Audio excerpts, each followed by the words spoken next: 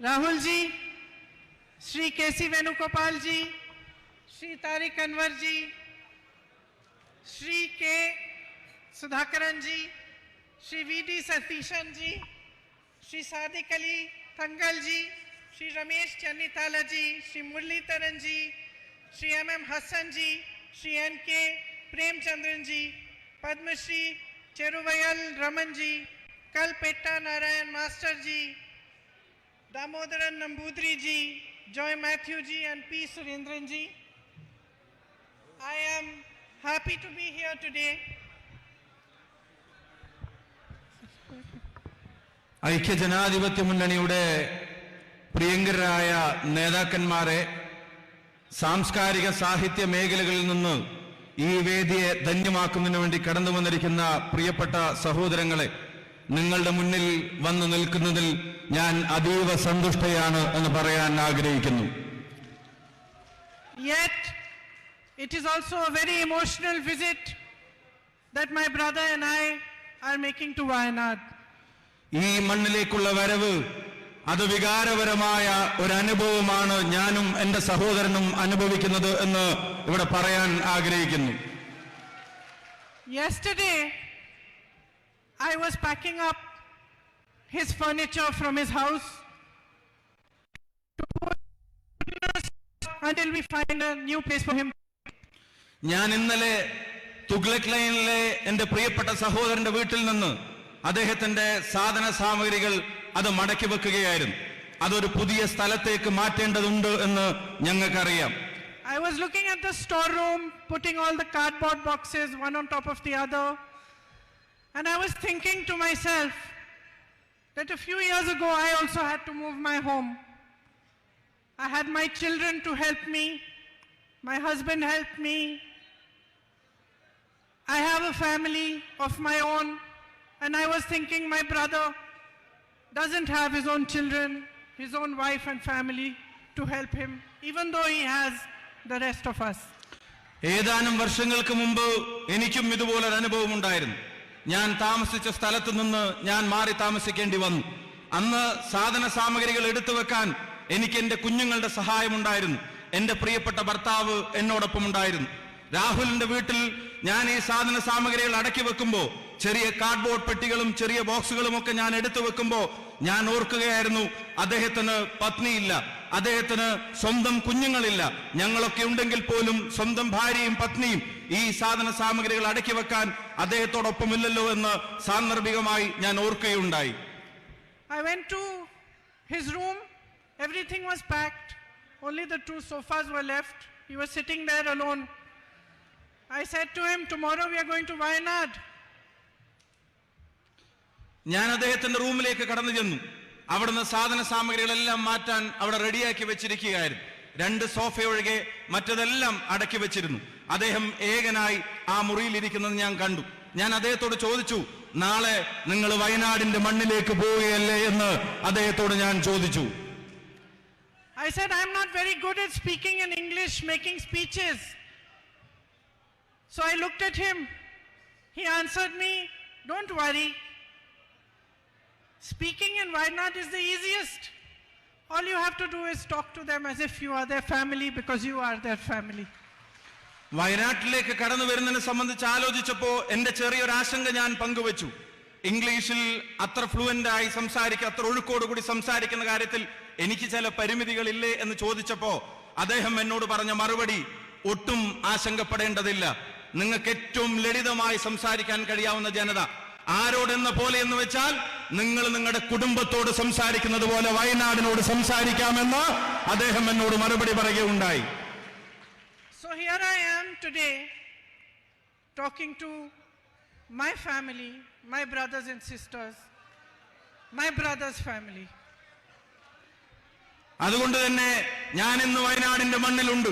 എന്റെ സഹോദരിമാരോട് സംസാരിക്കാൻ, എന്റെ സഹോദരന്മാരോട് സംസാരിക്കാൻ, എന്റെ സഹോദരന്റെ കുടുംബത്തോട് സംസാരിക്കാനാണ് ഞാൻ ഇന്ന് വയനാടിന്റെ മണ്ണിലേക്ക് കടന്നു വന്നിട്ടുള്ളത്. I don't know if you remember, but one of the first times I came here during the 2019 election, I gave a speech in which I told you a lot of things about my brother which I thought people did not know. നിങ്ങളുടെ ചിന്താശലകങ്ങളിൽ ഉണ്ടോ എന്ന് എനിക്ക് അറിഞ്ഞുകൂടാ. ഞാൻ ആദ്യമായി ഈ മണ്ണിലേക്ക് കടന്നു വന്നത് 2019 എന്റെ സഹോദരന്റെ തെരഞ്ഞെടുപ്പുമായി ബന്ധപ്പെട്ട് നിങ്ങളെ കാണാൻ വന്നപ്പോ നിങ്ങളോട് സംസാരിച്ച പല കാര്യങ്ങളും അത് നിങ്ങളുടെ ഓർമ്മയിലുണ്ടാകുമോ എന്ന് എനിക്ക് നിശ്ചയമില്ല. I wanted you to know him. I wanted you to know this man who was asking for your votes, who was asking you to allow him to serve you. നിങ്ങളുടെ വോട്ടുകൾ അഭ്യർത്ഥിച്ചു വരുന്ന ഈ മനുഷ്യനെ, എന്റെ സഹോദരനെ അകവും പുറവും നിങ്ങൾ അറിയണം എന്ന് ഞാൻ ആഗ്രഹിച്ചു. നിങ്ങളുടെ വോട്ടുകൾ തേടി വരുന്ന മനുഷ്യൻ, ആ മനുഷ്യന്റെ ഉള്ള് അതെന്താണെന്ന് നിങ്ങൾ തിരിച്ചറിയണമെന്ന് അന്ന് ഞങ്ങൾ ആഗ്രഹിച്ചിരുന്നു. But today, almost 4 years later, I know that you know Rahul. ഇന്ന് 4 വർഷത്തിനിപ്പുറം തിരിഞ്ഞു നോക്കുമ്പോ എനിക്ക് ബോധ്യമുണ്ട്, എനിക്ക് വിശ്വാസമുണ്ട്, ഞാൻ മനസ്സിലാക്കുന്നു മറ്റാരേക്കാൾ നന്നായി നിങ്ങൾക്ക് രാഹുൽ ഗാന്ധിയെ അറിയാം എന്നുള്ളത് വയനാടിന്റെ മണ്ണിൽ നിൽക്കുമ്പോ എന്റെ ആത്മവിശ്വാസമാണ്. You know that he is an honest man, unafraid to speak the truth. നിങ്ങൾക്കറിയാം രാഹുൽ ഗാന്ധി സത്യസന്ധനായ ഒരു മനുഷ്യനാണ്. സത്യം ആരുടെ മുഖത്ത് നോക്കി വിളിച്ചു പറയാനും ഒരു ലേശം പോലും ഭയമില്ലാത്ത ധീരനായ ഒരു മനുഷ്യനാണ് പ്രിയപ്പെട്ട Rahul. You know that he is a brave man, undaunted by the power of those who want to silence him. നിശബ്ദനാക്കാൻ ശ്രമിക്കുന്നവരുടെ ശക്തി ഏതാണെങ്കിലും, ഏത് ഭരണകൂടത്തിന്റെ ഏത് ശക്തിയുടെ മുമ്പിലും ധീരതയോടെ സത്യത്തിനു വേണ്ടി നിലകൊള്ളാൻ കഴിയുന്ന സ്ഥൈര്യമുള്ള മനുഷ്യനാണ് പ്രിയപ്പെട്ട രാഹുൽ എന്നുള്ളത് നിങ്ങൾക്ക് ബോധ്യപ്പെട്ട് കഴിഞ്ഞിരിക്കുന്നു. You know that he is a compassionate man, always ready to hear about your life, your struggles, and to lend you a helping hand. ജീവിതത്തിന്റെ രണ്ടറ്റം കൂട്ടിമുട്ടിക്കാൻ ശ്രമിക്കുന്ന ജനതയുടെ പരിവേദനങ്ങൾ, അവരുടെ സങ്കടങ്ങൾ, അവരുടെ വിഷമങ്ങൾ അത് സഹാനുഭൂതിയോടെ കേൾക്കാൻ, നിങ്ങൾക്ക് ചെവി തരാൻ, നിങ്ങൾ ഒരാളാവാൻ എപ്പോഴും മനസ്സുള്ളൊരു നേതാവാണ് പ്രിയങ്കരനായ Rahul Gandhi. You know that he has worked hard for you. He has raised your issues, tried to resolve your problems. He has stood by you through your difficult times, and you have stood by him through his. നിങ്ങളുടെ പ്രയാസങ്ങളിൽ അദ്ദേഹം താങ്ങായി നിങ്ങളോടൊപ്പം ഉണ്ടായിരുന്നു. നിങ്ങളുടെ കഷ്ടപ്പാടുകളിൽ അദ്ദേഹം തണലായി നിങ്ങളോടൊപ്പം ഉണ്ടായിരുന്നു. ഈ നാട് നൽകിയ വോട്ടിന്റെ പേരിൽ പ്രകൃതി ദുരന്തം ഉൾപ്പെടെ വന്നിറങ്ങിയപ്പോ അതിന് നിങ്ങളോടൊപ്പം ഒരു ജനതയോടൊപ്പം നിൽക്കാൻ ആർജവത്തോടെ നിന്നൊരു ജനപ്രതിനിധിയാണ് നിങ്ങളെന്ന് അദ്ദേഹമെന്ന് ഞങ്ങൾക്ക് നല്ല ബോധ്യമുണ്ട്. അതേസമയം തന്നെ അദ്ദേഹത്തിന്റെ മുമ്പിൽ പ്രതിസന്ധികൾ തീർക്കാൻ ഭരണകൂടം ശ്രമിക്കുമ്പോഴും നിങ്ങൾ അദ്ദേഹത്തോടൊപ്പം പാറ പോലെ ഉറച്ചു നിൽക്കുന്നു എന്നുള്ളതാണ് ഈ ജനതയുടെ പ്രത്യേകത എന്നും ഞങ്ങൾ തിരിച്ചറിയുന്നു. You elected him, and now a court in Gujarat has passed a judgment after which government from parliament as your MP. ഒരു കോടതി അദ്ദേഹത്തിന്റെ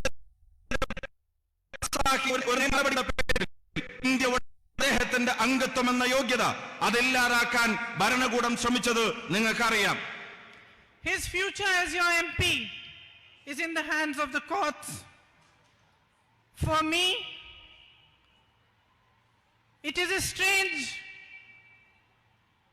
thing to know this, to know that you elected him and that for the time being he has been disqualified from even fighting another election for 8 years.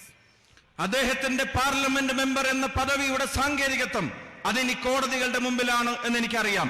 4.25 ലക്ഷം വോട്ടിന്റെ ഭൂരിപക്ഷത്തിന് ഒരു ജനത 5 വർഷത്തേക്ക് ഇന്ത്യയുടെ പാർലമെന്റിലേക്ക് തെരഞ്ഞെടുക്കപ്പെട്ട ഒരു മനുഷ്യൻ, ആ മനുഷ്യൻ അടുത്ത തെരഞ്ഞെടുപ്പിൽ മത്സരിക്കണമോ വേണ്ടയോ എന്നുള്ളത് പോലും ഇങ്ങനെ സാങ്കേതികത്വത്തിന്റെ കുരുക്കിൽ തൂങ്ങിയാറ് നിൽക്കുന്നത് ഒരു വിരോധാഭാസമായി എനിക്ക് അനുഭവപ്പെടുകയാണ്. To ask questions, to demand accountability, to raise issues is the job of a parliamentarian. ഒരു പാർലമെന്റ് മെമ്പറുടെ ജോലിയാണ് ഭരണകൂടത്തോട് ചോദ്യങ്ങൾ ചോദിക്കുക എന്നുള്ളത്. ജനത തെരഞ്ഞെടുക്കപ്പെട്ട ഒരു വ്യക്തിയുടെ ഉത്തരവാദിത്തമാണ് ഭരണകൂടത്തെ അതിന്റെ ചെയ്തികൾക്ക് ഉത്തരവാദികളാക്കി നിലനിർത്തുക എന്നുള്ളത്. നാടിന്റെ അനീതികളിൽ ചോദ്യം ചോദിക്കാനുള്ള ഉത്തരവാദിത്തം ഒരു ജനപ്രതിനിധിയുടേതാണ് എന്ന് ആവർത്തിച്ച് പറയാൻ ഞാൻ ആഗ്രഹിക്കുന്നു. It is a right enshrined in our constitution that we are free to express ourselves, we are free to ask, we are free to debate, we are free to dissent. ഇന്ത്യയുടെ ഭരണഘടന നമുക്ക് നൽകുന്ന അവകാശങ്ങളുണ്ട്. അത് നമ്മുടെ സ്വതന്ത്രമായ അഭിപ്രായ പ്രകടനത്തിന്റെ അവകാശങ്ങളാണ്. അത് സ്വതന്ത്രമായ ചർച്ചകൾക്കുള്ള അവകാശങ്ങളാണ്.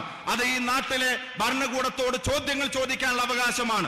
അത് ഈ നാട്ടിലെ ഭരണകൂടത്തോട് വിയോജിപ്പ് രേഖപ്പെടുത്താനുള്ളത് കൂടിയാണ് എന്ന് ഞാൻ ഓർമ്മപ്പെടുത്തുന്നു. I find it even stranger that a whole government, every minister, every MP, even the Prime Minister himself, finds it acceptable and appropriate to malign and mercilessly attack one man just because he asked a question they could not respond to. കൂടുതൽ ഞാൻ പറയാൻ ആഗ്രഹിക്കുന്നു, വിരോധാഭാസമെന്ന് ഞാൻ പറയട്ടെ. ചോദ്യങ്ങൾ ചോദിക്കുന്ന ഒരു മനുഷ്യനെ, ഭരണകൂടത്തിന്റെ മുമ്പിൽ ആർജവത്തോടെ എഴുന്നേറ്റ് നിൽക്കുന്ന ഒരു മനുഷ്യനെ അദ്ദേഹത്തെ അപമാനിക്കുവാൻ, അദ്ദേഹത്തെ പരിഹസിക്കുവാൻ, അദ്ദേഹത്തെ വളഞ്ഞിട്ടാക്രമിക്കാൻ ഭരണകൂടത്തിന്റെ അടിമകളായ ജനപ്രതിനിധികൾ, അവരുടെ മന്ത്രിമാർ, അവരുടെ പ്രധാനപ്പെട്ട പദവികളിരിക്കുന്നവർ, അവരെല്ലാവരും വരിവരിയായി നിന്ന് ഒരു മനുഷ്യനെ വേട്ടയാടാൻ ശ്രമിക്കുന്നതിന്റെ കാരണം അദ്ദേഹം ഈ ഭരണകൂടത്തോട് ചോദ്യങ്ങൾ ചോദിക്കുന്നു എന്നുള്ളത് തന്നെയാണ് എന്ന് ഞാൻ തിരിച്ചറിയുന്നു. But then, my brothers and sisters, the truth is always uncomfortable, especially for those who lie, for those who unleash an industrial scale of propaganda against anyone who dares to question them. പ്രിയപ്പെട്ട സഹോദരീ സഹോദരന്മാരെ, വ്യവസായവൽക്കരിക്കപ്പെട്ട പ്രൊപ്പഗൻഡകൾ, വിദ്വേഷ പ്രചരണങ്ങൾ ഇവിടുത്തെ ഭരണകൂടം മുഖമുദ്രയാക്കുമ്പോ, ഇവിടെ ചോദ്യങ്ങൾ ചോദിക്കുന്നവനെ അപമാനിക്കാനുള്ള ശ്രമങ്ങൾ ഇവിടുത്തെ ഭരണകൂടത്തിന്റെ സ്വഭാവവും ശീലവുമാകുമ്പോ അതിനെ പ്രതിരോധിക്കേണ്ടത് അനിവാര്യതയാണ്. Our nation was built on the foundation of truth, of non-violence, equality and justice. സത്യത്തിന്റെ അടിത്തറയിൽ, സമത്വത്തിന്റെ വിശാലതയിൽ, നീതിബോധത്തിന്റെ ഉത്തമ ശൃംഖങ്ങളിൽ രൂപം കൊണ്ട ഒരു രാജ്യമാണ്, ഒരു ദേശമാണ് ഇന്ത്യ എന്ന് ഞാൻ ഓർമ്മപ്പെടുത്തുന്നു. Our fight for freedom was called Satyagraha. It was a fight for truth. സത്യത്തിനു വേണ്ടിയുള്ള പോരാട്ടങ്ങൾ, ആ പോരാട്ടങ്ങളുടെ ചരിത്രമായിരുന്നു ഇന്ത്യയുടെ മണ്ണിൽ നടന്ന സത്യാഗ്രഹ സമരങ്ങൾ, നീതിക്ക് വേണ്ടിയുള്ള പോരാട്ടങ്ങൾ. The parliament, the judiciary, the media, these were institutions built to protect these freedoms. ഈ നാട് അനുഭവിക്കുന്ന സ്വാതന്ത്ര്യങ്ങൾ, ആ സ്വാതന്ത്ര്യങ്ങൾ അത് സംരക്ഷിച്ചു പിടിക്കാൻ വേണ്ടിയാണ് ഇന്ത്യക്കൊരു പാർലമെന്റ് ഉണ്ടായത്. ആ നീതിബോധം ഉയർത്തിപ്പിടിക്കുന്നതിന് വേണ്ടിയാണ് ഇന്ത്യക്കൊരു കോടതി സംവിധാനങ്ങൾ, നിയമ സംവിധാനങ്ങൾ ഉണ്ടായത്. അവിടെ വരുന്ന പോരായ്മകളെ തുറന്നെഴുതുന്നതിന് വേണ്ടിയാണ് ഇന്ത്യയിൽ ജനാധിപത്യത്തിന്റേതായ ഒരു മാധ്യമ സംസ്കാരത്തെ നാം കെട്ടിപ്പടുത്തിയെടുത്തത്. Yesterday, while watching television, I heard some ministers of the BJP saying that the Congress party has taken one man's issue and is making it out of to be an issue of democracy. ഇന്നലെ ബിജെപിയുടെ ചില മന്ത്രിമാർ, ബിജെപിയുടെ ചില നേതാക്കന്മാർ അവർ ടിവിയിലൂടെ പറയുന്നത് ഞാൻ കേൾക്കാനിടയായി. കോൺഗ്രസ് പ്രസ്ഥാനം ഒരു വ്യക്തിയുടെ പ്രശ്നത്തെ പൊക്കിപ്പിടിച്ചു വരുന്നു, ആ വ്യക്തിയുടെ പ്രശ്നം അത് ഇന്ത്യയുടെ പ്രശ്നമാക്കി വളർത്താൻ അവർ ശ്രമിക്കുകയാണ് എന്ന് ഇന്നലെ ചില ബിജെപി നേതാക്കന്മാർ പറയുന്നത് ഞാൻ കേൾക്കാനിടയായി. It seems to me to be exactly the opposite. The entire government and the BJP are trying to turn our democracy upside down just to protect one man. His name is Gautam Adani. പക്ഷേ എനിക്ക് അനുഭവപ്പെട്ടത് മറ്റൊരു രീതിയിലാണ്. ഒരു വ്യക്തിയെ വേട്ടയാടാൻ വേണ്ടി, ഒരു വ്യക്തിയുടെ പ്രശ്നങ്ങൾ ഇന്ത്യ മുഴുവൻ ഒരു വിഷയമാക്കാൻ കോൺഗ്രസ് ശ്രമിക്കുന്നതായിട്ടല്ല എനിക്ക് അനുഭവപ്പെട്ടത് ഒരു വ്യക്തിയുടെ സംരക്ഷണത്തിന് വേണ്ടി ഇന്ത്യയുടെ പ്രധാനമന്ത്രി, ഒരു വ്യക്തിയുടെ സംരക്ഷണത്തിന് വേണ്ടി ഇന്ത്യയുടെ ഭരണകൂടം, ഒരു വ്യക്തിയുടെ സംരക്ഷണത്തിന് വേണ്ടി ഇന്ത്യയുടെ ഭരണഘടനാ സ്ഥാപനങ്ങൾ അവരെല്ലാവരും അണിനിരക്കുന്നത് ഒരു വ്യക്തിയുടെ സംരക്ഷണത്തിന് വേണ്ടിയാണ്. ആ വ്യക്തി മറ്റാരുമല്ല, അത് ഗൗതം അദാനിയാണ് എന്ന് എനിക്ക് ബോധ്യപ്പെട്ടിരിക്കുന്നു. Our country is at a crossroads. What has happened to my brother is just a symptom. It is a symptom of how far we are down the path towards a dictatorship today. Today, the government believes that it can silence any dissent.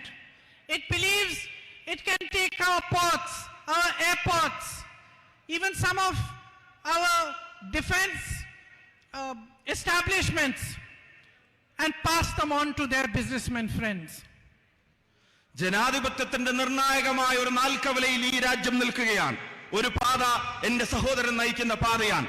മറ്റൊരു പാതയിൽ നിങ്ങൾ കാണുന്നുണ്ട് ഈ രാജ്യത്തിന്റെ സ്വത്ത് സമ്പത്തുകൾ മുഴുവൻ, ഈ രാജ്യത്തിന്റെ അഭിമാന സ്തംഭങ്ങൾ മുഴുവൻ ഒരു വ്യക്തിക്ക് തീരെഴുതി കൊടുക്കുന്നത് നിങ്ങൾ കാണുന്നുണ്ട്. ആ പാതയിൽ ഇന്ത്യയുടെ തുറമുഖങ്ങൾ സ്വകാര്യ വ്യക്തികൾക്ക് കൈമാറുന്നു. ആ പാതയിൽ ഇന്ത്യയുടെ എയർപോർട്ടുകൾ അത് സ്വകാര്യ വ്യക്തികളുടേതായി മാറുന്നു. ആ പാതയിൽ എന്തിനധികം പറയുന്നു, പ്രതിരോധ രംഗത്തെ ഇന്ത്യയുടെ അഭിവാജ്യമായ അഭിമാന സ്തംഭങ്ങൾ പോലും വിൽപ്പനക്ക് വെച്ചിരിക്കുന്ന പാതയാണ് മറ്റൊരു പാതയായി നമ്മൾ കാണുന്നത്. The whole government defends a man whom they have enabled to make thousands of crores a day, but they don't defend farmers who make only 27 rupees a day. ഈ നാട്ടിൽ ഞാൻ നേരത്തെ സൂചിപ്പിച്ച ഈ ജനാധിപത്യത്തിന്റെ നാൽക്കവലയിൽ ഈ നാട് ചെന്ന് നിൽക്കുമ്പോ അത് മുഴുവൻ ഒരു സത്യത്തെ നിശബ്ദമാക്കാനുള്ള ശ്രമങ്ങൾ നടക്കുന്നു. സത്യം പറയുന്നവനെ നിരായുധനാക്കാനുള്ള ശ്രമം നടക്കുന്നു. എന്നിട്ടോ ഭരണകൂടം സംരക്ഷിക്കാൻ ശ്രമിക്കുന്നത് ആയിരക്കണക്കിന് കോടി രൂപയുടെ, ലക്ഷക്കണക്കിന് കോടി രൂപയുടെ ആസ്തിയുള്ളവന്റെ പുറകിൽ ഭരണകൂടം അവരോച്ചാനിച്ച് നിൽക്കുമ്പോ ഇന്നാട്ടിൽ ഒരു ദിവസം കേവലം 27 രൂപ മാത്രം വരുമാനം വെച്ച് ഒരു ദേശീയ ശരാശരിയിൽ ഒരു കർഷകൻ ജീവിക്കുമ്പോ ആ കർഷകന്റെ താല്പര്യത്തെ സംരക്ഷിക്കാൻ ഒരു ഭരണകൂടത്തെയും നമ്മൾ കാണുന്നില്ല എന്നുള്ളതാണ് ഏറ്റവും ഖേദകരമായ സാഹചര്യം. Our soldiers stand at the borders ready to sacrifice their lives while Mr. Adani subcontracts to Chinese businesses. ഈ നാടിന്റെ അതിർത്തി കാക്കുന്നവൻ, ഈ നാടിന്റെ അതിരുകളിൽ രാജ്യത്തിന്റെ സുരക്ഷയ്ക്ക് വേണ്ടി പോരാടുന്നവൻ, അവന്റെ ജീവൻ ത്യജിക്കാൻ ചൈനയുടെ അതിർത്തികളിൽ പോരാടാൻ തയ്യാറായി നിൽക്കുമ്പോ അവിടെ ചൈനയ്ക്കും അദാനിക്കും വേണ്ടി ഈ ഗവൺമെന്റ് ഒത്താശ ചെയ്തു കൊടുക്കുന്ന കാഴ്ചകൾ നമ്മൾ കണ്ടു നിൽക്കേണ്ടി വരികയാണ്. Our Prime Minister feels responsible to defend Mr. Adani, but he feels no responsibility towards the people of India. അദാനിയെ സംരക്ഷിക്കാൻ, അദാനിയുടെ ഉത്തരവാദിത്തങ്ങൾ നിറവേറ്റാൻ ഇന്ത്യയുടെ പ്രധാനമന്ത്രിക്ക് സമയമുണ്ട്, താല്പര്യമുണ്ട്. പക്ഷേ ഈ രാജ്യത്തെ ജനതയുടെയും അതിന്റെ കാവൽ ഭടന്മാരുടെയും രാജ്യത്തിന്റെ പട്ടാളക്കാരുടെയും ഉത്തരവാദിത്തങ്ങൾ നിറവേറ്റാൻ പ്രധാനമന്ത്രിക്ക് താല്പര്യവും സമയവുമില്ല. This government believes that it owns India, but India belongs to you, my brothers and sisters. ഈ സർക്കാരും അതിന്റെ അധികാരത്തിൽ ഇരിക്കുന്നവരും കരുതുന്നത് ഇന്ത്യ അവരുടെ തറവാട്ട് സ്വത്താണ് എന്നുള്ളതാണ്. പക്ഷേ ഇന്ത്യ നിങ്ങളുടേതാണ്, ഈ സഹോദരന്മാരുടേതാണ് എന്ന് ഞാൻ ആവർത്തിച്ച് പറയാൻ ആഗ്രഹിക്കുന്നു. Standing here today, I ask you, each one of you and all those watching, put India first now. എന്റെ മുന്നിലിരിക്കുന്ന മുഴുവൻ സഹോദരന്മാരോട്, ഞങ്ങളെ കേൾക്കുന്നവരോട്, ഞങ്ങളെ കാണുന്നവരോട് വിനീതമായി ഞാൻ അഭ്യർത്ഥിക്കുന്നു, എല്ലാ വ്യക്തി താല്പര്യങ്ങൾക്കും അപ്പുറത്ത്, എല്ലാ സ്വകാര്യ താല്പര്യങ്ങൾക്കും അപ്പുറത്ത് ഇന്ത്യയുടെ താല്പര്യം ഒന്നാമതാവാനുള്ള തീരുമാനം നമ്മൾ എടുക്കേണ്ട സമയം അതിക്രമിച്ചു കഴിഞ്ഞിരിക്കുന്നു. When the institutions are failing to be checks and balances for the government, it is our job, the people of India's job, to become the check and balance for this government. ജനാധിപത്യ സംവിധാനങ്ങളുടെ സന്തുലിതാവസ്ഥ നഷ്ടപ്പെടുന്ന ഒരു സാഹചര്യത്തിൽ അവയെ സംരക്ഷിക്കാൻ ഭരണഘടനാ സ്ഥാപനങ്ങൾ ദയനീയമായി പരാജയപ്പെടുമ്പോ, അവർ വെറും നോക്കുകുത്തികളാകുമ്പോ ഈ നാടിന്റെ ജനാധിപത്യ ബോധത്തെ സംരക്ഷിക്കാനുള്ള ഉത്തരവാദിത്വം ഇന്ത്യയുടെ ജനതയുടെ മേലെ വന്നു ചേരുകയാണ്, നമ്മുടെ മേലിൽ അത് വന്നു ചേരുകയാണ്. Aren't you tired of watching the Prime Minister change costumes every day and having no change in your own lives, having no future to think of? There are jobs required. The government is doing nothing about it. Prices are soaring. Every day is a difficulty, a new struggle, and yet there is no accountability. പ്രിയമുള്ളവരെ, ജീവിതം ദുസ്സഹമായി ജനതയുടെ മുമ്പിൽ മാറുന്നു. Rocket പോലെ ഈ നാട്ടിലെ സാധന സാമഗ്രികളുടെ വില അത് ഉയർന്നുകൊണ്ടേയിരിക്കുകയാണ്. അതേസമയം നാട്ടിലെ യുവതയുടെ തൊഴിലവസരങ്ങൾ അത് പാതാളത്തിലേക്ക് താഴോട്ട് പോയിക്കൊണ്ടുമിരിക്കുന്നു. ഒരു ഭരണകൂടം നിങ്ങളോട് പറഞ്ഞ വാഗ്ദാനങ്ങൾ അതെല്ലാം അവർ മറന്നിരിക്കുന്നു. ഇന്ന് തൊഴിലിനെ സംബന്ധിച്ച്, ജനങ്ങൾക്ക് താങ്ങാൻ കഴിയാത്ത വിലക്കയറ്റത്തെ സംബന്ധിച്ച് നിങ്ങളോട് സമ്മതിക്കാൻ, അതിനൊരു ഭരണകൂടത്തിന്റെ ഉത്തരവാദിത്തങ്ങൾ നിറവേറ്റാൻ ഈ പ്രധാനമന്ത്രിയും ഈ ഭരണകൂടവും ദയനീയമായി പരാജയപ്പെട്ടിരിക്കുകയാണ്. We will not stop asking questions. We will question them. We will ask for accountability. We will keep speaking the truth no matter what they do to us. ജനങ്ങളോടുള്ള പ്രതിബദ്ധതയെ സംബന്ധിച്ചുള്ള ചോദ്യങ്ങൾ ആ ചോദ്യങ്ങൾ നിലക്കുന്നില്ല. ആ ചോദ്യങ്ങൾ നമ്മൾ അവസാനിപ്പിക്കുന്നില്ല. നമ്മൾ ചോദ്യങ്ങൾ ചോദിച്ചുകൊണ്ടേയിരിക്കും. ഈ ഭരണകൂടത്തോട്, അതിന്റെ തലപ്പത്തിരിക്കുന്നവരോട്, ജനങ്ങളോടുള്ള പ്രതിബദ്ധതയെ സംബന്ധിച്ച്, അതിൽ വരുന്ന വീഴ്ചകളെ സംബന്ധിച്ച്, അതിനെ സംബന്ധിച്ചുള്ള നമ്മുടെ ചോദ്യങ്ങൾ, ആ ചോദ്യങ്ങൾ എന്തിന്റെ പേരിലും ഒന്നിന്റെ മുന്നിലും നിലയ്ക്കാൻ പോകുന്നില്ല. You in Wayanad are showing the country the way. They are trying to silence my brother. You have become his voice. Wayanad രാജ്യത്തിന്റെ മുമ്പിൽ പുതിയ പാതകൾ വെട്ടിത്തെളിക്കുകയാണ്. നിശബ്ദനാക്കാൻ, രാഹുൽ ഗാന്ധിയെ നിശബ്ദനാക്കാൻ ഭരണകൂടം ശ്രമിക്കുമ്പോ, അദ്ദേഹത്തെ നിരായുധനാക്കാൻ ഭരണകൂടം ശ്രമിക്കുമ്പോ, അദ്ദേഹത്തിന്റെ ശബ്ദമായി വയനാടിന്റെ ജനത ഇന്ന് മാറിയതുപോലെ രാജ്യം ഒന്നടങ്കം ആ ശബ്ദം ഏറ്റെടുക്കും. They disqualify him from parliament and you come here in huge numbers to receive him and show him your support. ഇന്ത്യയുടെ പാർലമെന്റിന്റെ അംഗത്വത്തിൽ നിന്ന് അദ്ദേഹത്തെ റദ്ദ് ചെയ്തപ്പോ 10,000-കണക്കിനായ ആളുകൾ കൽപ്പറ്റയുടെ തെരുവോരങ്ങളിൽ വന്ന് രാഹുൽ ഗാന്ധിക്ക് നൽകിയ ഉജ്ജ്വലമായ സ്വീകരണം അതിന്റെ ഏറ്റവും വിശേഷമായ അടയാളപ്പെടുത്തലായി ഞാൻ കാണുന്നു. They ask him to leave his home and thousands of you open your houses and urge him to take them to stay in your own homes. Parliament അംഗത്വം എന്ന നിലക്ക് അദ്ദേഹത്തിന് അനുവദിക്കപ്പെട്ടിരുന്ന ഭവനം അതൊഴിയാൻ മണിക്കൂറുകൾക്കുള്ളിൽ കടലാസ് കൊടുത്തപ്പോ ആ കടലാസിന് മറുപടി പറഞ്ഞത് ഇന്ത്യയിലെ ജനങ്ങളാണ്. രാഹുലിനെ ഭവനരഹിതനാക്കാൻ ഒരു തീരുമാനം കേന്ദ്രത്തിന്റെ ഗവൺമെന്റ് എടുത്തപ്പോ ഞങ്ങളുടെ വീടിന്റെ വാതിലുകൾ അത് നിങ്ങൾക്ക് മുമ്പിൽ തുറന്നിട്ടിരിക്കുന്നു രാഹുൽ എന്ന് ആയിരക്കണക്കിന് ഭാരതീയർ, ആയിരക്കണക്കിന് വയനാട്ടുകാർ അവർ ഒരേ സ്വരത്തിൽ പറഞ്ഞത് അഭിമാനകരമാണ്. I am deeply grateful to you for your support. എന്റെ ഹൃദയത്തിന്റെ അടിത്തട്ടത്തിൽ നിന്നുള്ള അഭിവാദ്യങ്ങളും നന്ദിയും നിങ്ങൾ നൽകിയ നിസ്സീമമായ ഈ പിന്തുണക്ക് ഞാൻ രേഖപ്പെടുത്താൻ ആഗ്രഹിക്കുന്നു. Because you have understood that this is not the issue of one man. This is the issue here is the kind of country we want for our children. ഇത് ഒരു വ്യക്തിയുടെ പ്രശ്നമല്ല എന്ന് നിങ്ങൾ തിരിച്ചറിഞ്ഞിരിക്കുന്നു. ഇതൊരു ഇൻഡിവിജ്വലിന്റെ പ്രശ്നമല്ല എന്ന് നിങ്ങൾ തിരിച്ചറിഞ്ഞിരിക്കുന്നു. ഇത് ഈ മണ്ണിൽ നാളെ വളരാൻ പോകുന്ന, ഈ മണ്ണിൽ നാളെ ജീവിക്കാൻ പോകുന്ന, ഈ മണ്ണിലേക്ക് നാളെ ജനിച്ചു വീഴാൻ പോകുന്നത് ഉൾപ്പെടെയുള്ള തലമുറകളുടെ നീതിക്ക് വേണ്ടിയുള്ള പോരാട്ടത്തിന്റെ പ്രശ്നമാണ് എന്ന് നിങ്ങൾ തിരിച്ചറിഞ്ഞിരിക്കുന്നു. It is about building a strong and brave country for our children. It is about building a country in which everybody is free to express dissent, to ask for accountability, and a true democracy is established again.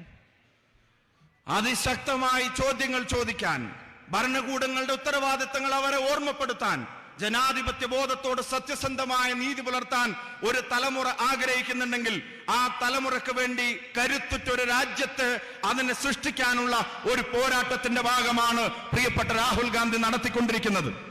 Thank you for your patriotism. Thank you for your love. Thank you for being a family to my brother and to me. Jai Hind.